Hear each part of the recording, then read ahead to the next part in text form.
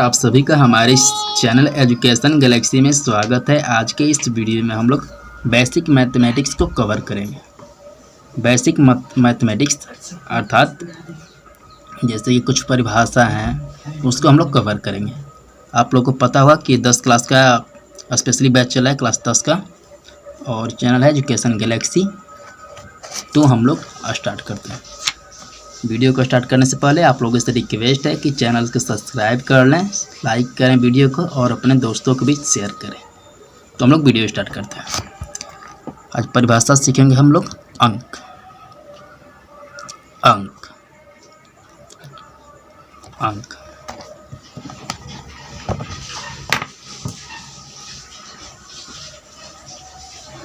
0 1 2 3 4 5 6 7 8 9 इत्यादि इत्यादि अंक हैं अर्थात डिजिट्स हैं। याद रखिएगा अंक का परिभाषा 0 1 2 3 4 5 6 7 8 9 इत्यादि क्या है? अंक हैं। अगला आते हैं हम लोग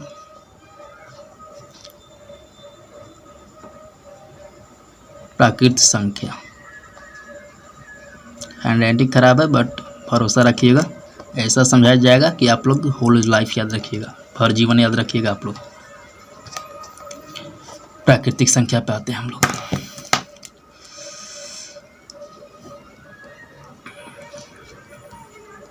गिनती की संख्या को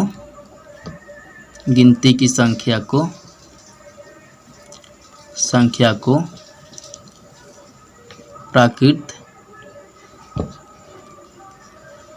संख्या कहते हैं। जैसे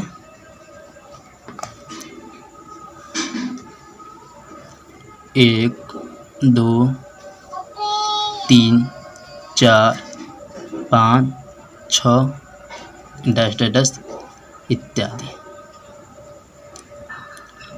प्राकृतिक संख्या। इसको इंग्लिश में हम लोग बोलते हैं नेचुरल नंबर। प्राकृतिक संख्या, गिनती की संख्या को प्राकृतिक संख्या कहते हैं। जैसे 1 2 3 4 5 6 इत्यादि। प्राकृतिक संख्या सबसे बड़ा अनंत इन्फिनिटिव होती है, याद रखिएगा। अनंत यानी कि अनंत का चिन्ह इस तरह दिया जाता है, आगे मैं समझा दूंगा आप लोग को चिन्ह। प्राकृतिक संख्या यह सब है। अगला पर आते हैं हम लोग पूर्ण संख्या।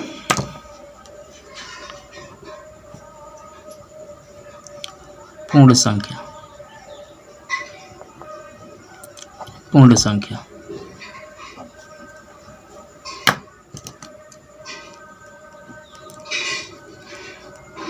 गिनती की संख्या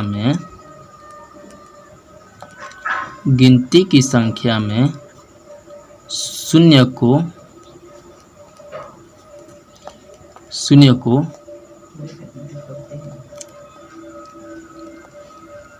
शामिल कर लेने के बाद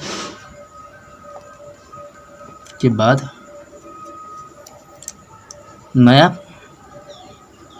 परिवार, समझिएगा, परिवार यहाँ यूज कर दे रहा हूँ मैं। नया परिवार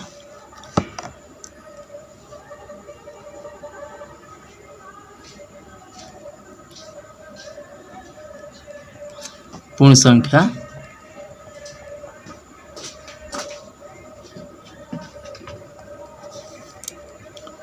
कहलाता है।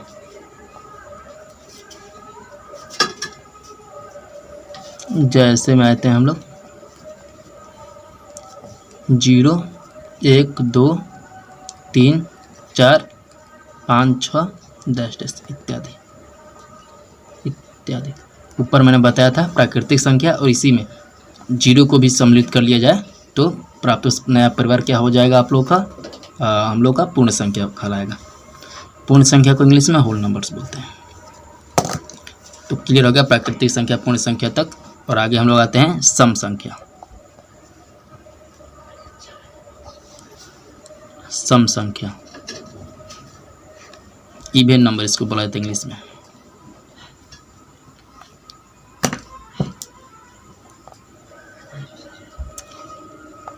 वैसी संख्या जो 2 से पूर्णतः विभाजित हो जाए, 2 से पूर्णतः विभाजित हो जाए,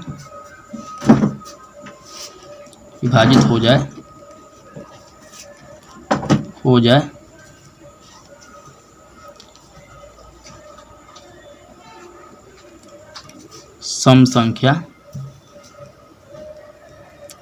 कहलाता है।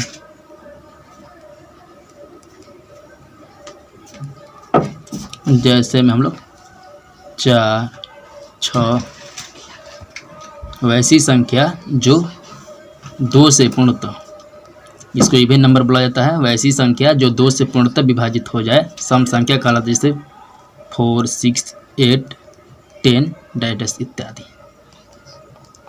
सिंपली समझिए सीधे भाषा में कि मान लीजिए हम लोग 4 को लेते हैं, 2 से डिवाइड करते हैं हम लोग, 2 से कीजिएगा तो क्या हो जाएगा 2, 2 दूना का 4, 6 लेते हैं, 2 3 6 यानी कट जाएगा 2 से, या 6 को 2 भागों में बांटिएगा 3 3, आधा आधा बराबर वही हिस्सा में बढ़ जाएगा। तो कहने का अर्थ ये है कि बराबर हिस्सा में बढ़ जाए संख्या, सम संख्या कहलाता है। अगला में आता है हम लोग विषम संख्या। विषम संख्या ऑड नंबर्स, इसको इंग्लिश में बोलते हैं हम लोग ऑड नंबर्स। विषम संख्या ऑड नंबर्स है।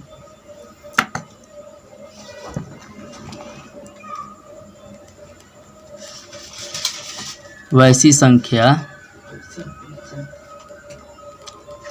जो 2 से पूर्णतः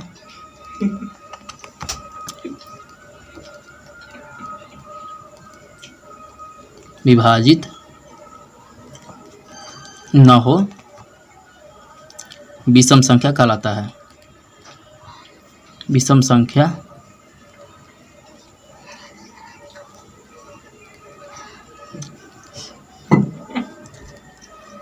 कहलाता है।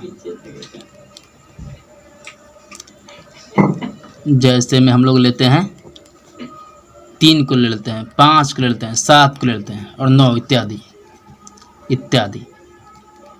अब उदाहरण के लिए हम लोग अगर 3 को 2 से डिवाइड करते हैं तो 2 को अगर मान लीजिए है हमारे पास 3, इसको 2 से हम भाग दे आइए तो पूरा नहीं कटेगा, कुछ ना कुछ शेष बच जाएगा। इसी तरह 5 के साथ होगा, 2 से भाग दीजिएगा आप लोग तो देखिएगा कुछ न कुछ शेष जरूर बचेंगे। अर्थात कहने का अर्थ है कि पूर्ण रूप से नहीं कटेगा।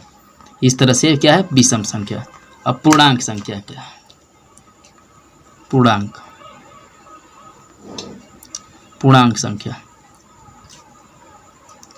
संख्या में आ जाता है।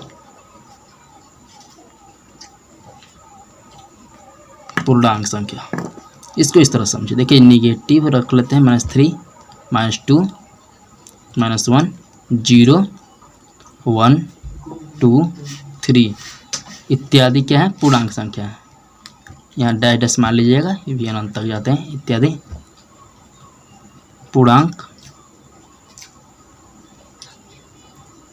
पूर्णांक संख्या है, समझिए इसको। देखिए यानी कि यहाँ देखिए निगेटिव यानी कि ऋणात्मक हुआ ये, और यहाँ 0 के राइट साइड है ये, यानी कि दायां पक्ष में देखिए, दायां पक्ष में क्या है +1, +2, +3 इत्यादि है, और बायां में देखिए क्या है -1, -2, -3। तो इसके जो रूप है देखिए, ये सम्मिलित जो रूप होते हैं प्लस वाला और माइनस वाले, इसको इत्यादि क्या है पूर्णांक संख्या। इसको सम्मिलित रूप को क्या कहते हैं हम लोग? पूर्णांक संख्या कहते हैं। पूर्णांक होंगे। अब देखिए पूर्णांक में भी 3 प्रकार के होते हैं। यहाँ 0 पर एक शून्य पूर्णांक बोलाता है। अब यहाँ समझिए, आप लोग समझ सकते हैं, मैं नीचे आप लोग को समझा दे रहा हूँ आप लोगों को अच्छा से। देखिए ये -3 जो हुए, -2 हुए, -1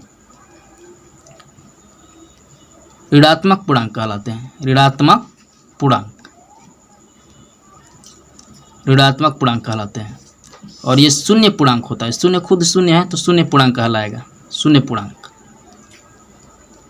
पूर्णांक। अब यहाँ यही बात यहाँ होती है प्लस वाले के साथ। धनात्मक पूर्णांक कहलाएगा, धनात्मक पूर्णांक। तो आप लोग क्लियर हो गया होगा पूर्णांक संख्या। देखिए अब तक हम लोगों ने क्या क्या सीख लिया, अंक सीख लिया, प्राकृतिक संख्या, पूर्ण संख्या सीख गया, सम संख्या, विषम संख्या और पूर्णांक संख्या। आगे और सीखना है हम लोगों को क्या, आगे में हम लोग को सीखना है,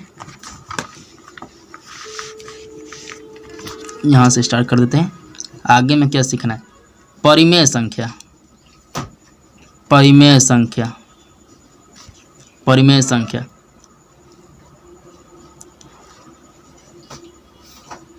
रेशनल नंबर इसको बोला जाता है, परिमेय संख्या। तो इसका परिभाषा समझ लीजिए क्या होता है परिमेय संख्या का।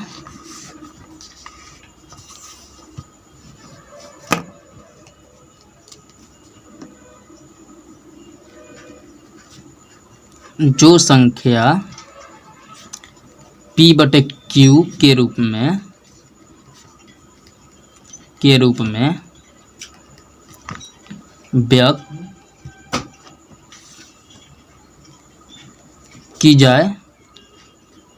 की जा सके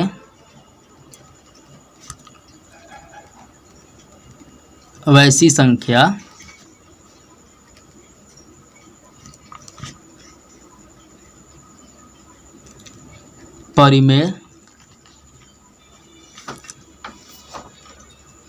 परिमेय संख्या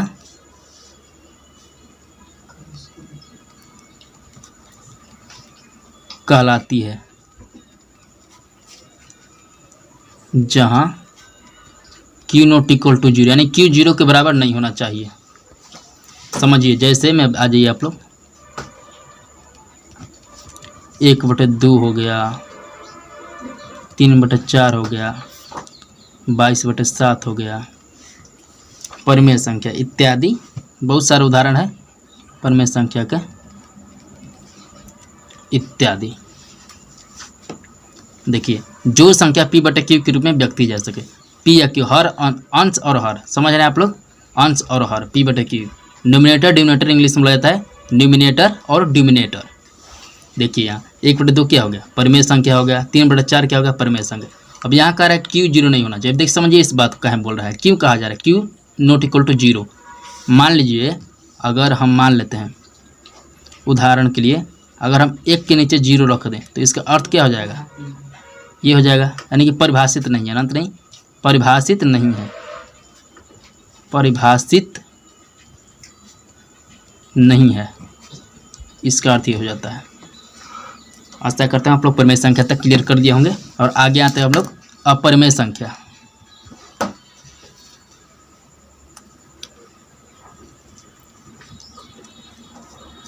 अपरिमेय संख्या,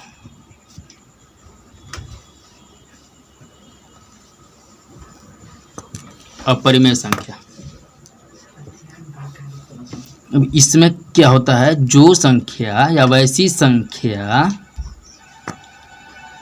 P/Q के रूप में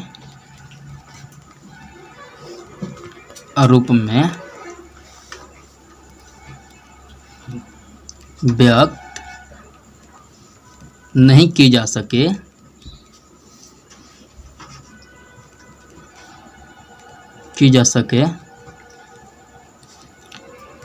अपरिमेय संख्या कहलाती है, अर्थात इरेशनल नंबर्स कहलाती है, अपरिमेय संख्या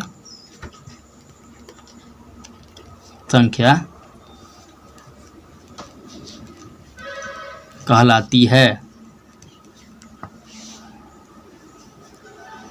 जहां Q नॉट इक्वल टू 0। अब यहाँ भी देखिए, यहाँ क्या कर रहा था P/Q के रूप में, यहाँ कहा जा रहा था कि P/Q के रूप में व्यक्त की जा सके, और यहाँ कहा जा रहा है कि P/Q के रूप में व्यक्त नहीं की जा सके। अब जैसे के माध्यम से आप लोग समझिए, एग्जाम्पल के माध्यम से, जैसे पाई क्या है, अपरिमेय संख्या है।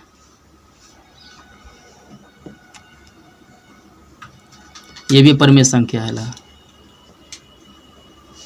सॉरी इसको हम लोग करते हैं 1.0312 ... ये अपरिमेय संख्या है।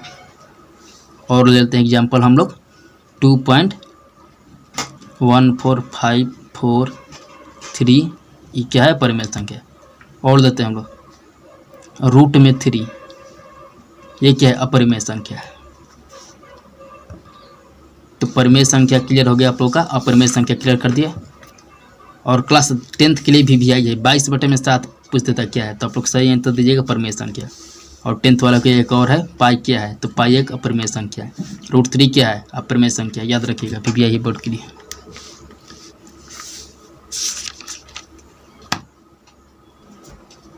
अब अगला आते हैं हम लोग भाज्य संख्या।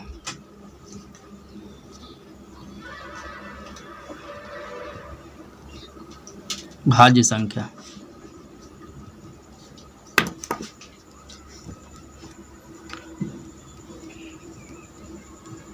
वैसी संख्या जिनका गुणनखंड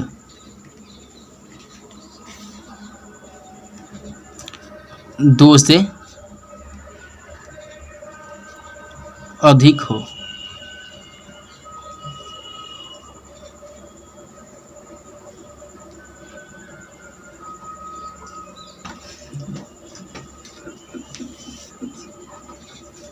भाज्य संख्या कहलाती है। इसको मैं समझा दे रहा हूँ तोड़कर। भाज्य संख्या वैसी संख्या जिनका गुणनखंड 2 से अधिक हो, भाज्य संख्या कहलाती है। अब जैसे में ले लेते हैं हम लोग 4। अब समझिए इसको, अगर हम 4 को फैक्टर कर देते हैं, मान लीजिए यहाँ से देखिए 1 से कटेगा 4, 2 से कटेगा 2, और स्वयं तो 4 से भी कटेगा, अर्थात 4 का फैक्टर रूप में किस तरह कर सकते हैं हम लोग? 1, 2 और 4 हो गया। यानी कि इस तरह समझिए जो 1 और स्वयं को छोड़कर अन्य से भी विभाजित हो, भाज्य संख्या कहलाती है। 1 और स्वयं को छोड़कर भी अन्य संख्या से भी विभाजित हो, इस तरह आप लोग समझिएगा। 1 और स्वयं को भी छोड़कर अन्य से भी विभाजित हो, भाज्य संख्या कहलाती है। अगला पे आते हैं हम लोग, इसको कट कर लीजिए, साइड कर लेते हैं।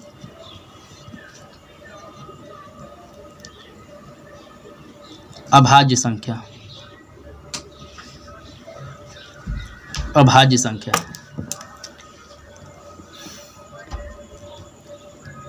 वैसी संख्या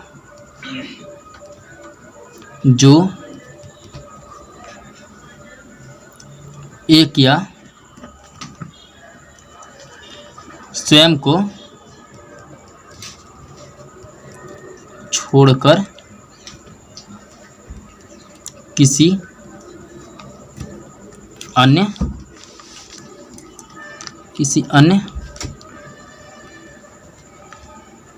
संख्या से भाजित न हो, अर्थात केवल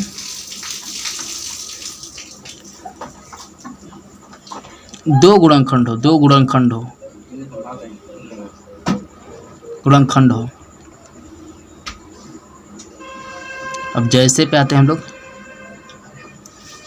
जैसे यहाँ से क्या करा है? वैसी संख्या जो एक या स्वयं को छोड़कर किसी अन्य संख्या से विभाजित ना हो, अर्थात केवल 2 गुणनखंड हो। जैसे में आप लोग 3 ले लीजिए, 5 लीजिए, 13 लीजिए, इत्यादि बहुत सारे मिलेंगे, बट इतना से ही काम चले। अब देखिए क्या कर रहा है, 3 को अगर कीजिएगा गुणनखंड, तो 3 को क्या किससे कर सकते हैं? 1 से करते हैं या 3 से। अब परिभाषा क्या कर रहा है आप लोगों का? वैसी संख्या जो एक या स्वयं को छोड़कर किसी अन्य से ना हो, तो ये 1 से तो डिवाइड हो ही जाएगा, 3 अर्थात स्वयं से भी डिवाइड हो जाएगा। इस तरह 3 क्या हुआ आपका? अभाज्य संख्या। 5 के लिए भी यही नियम लागू होता है। 5 के लिए देखिए 1 हो जाएगा इसका, तो स्वयं 5 हो जाएगा। तो इस तरह से ये क्या हुआ? ये भी एक अभाज्य संख्या हो गया। 1 से भाग दीजिए, कट जाएगा, 5 से दीजिए, कट जाएगा। अब 13 के लिए हम लोग आते हैं, 1 से कीजिए, भाग बिल्कुल कटेगा, 13 से कीजिए, और इसके अलावा और भी कोई संख्या है जिससे कट जाए, बताइएगा हमें। अभाज्य संख्या तक आप लोग सीख चुके हैं।